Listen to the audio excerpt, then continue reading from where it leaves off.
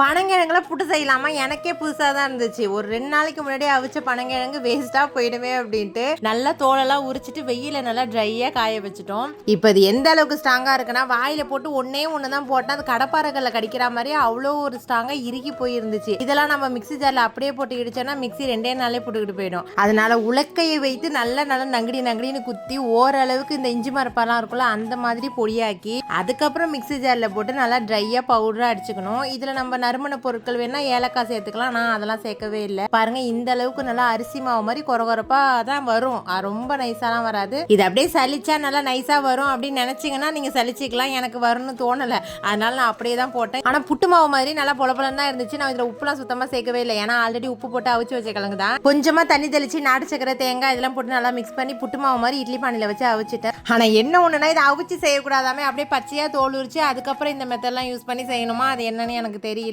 நீங்க இந்த மாதிரி செஞ்சிருந்தீங்கன்னா மறக்காம கமெண்ட்ல சொல்லுங்க. நாட்டு சக்கரெல்லாம் நல்லா கூட போட்டு சாப்பிடும்போது சூப்பரா இருந்தது. ஆனா அதிகமாலாம் சாப்பிட முடியாது, அதிகபட்சம் ஒரு 4 வாய் சாப்பிடலாம்.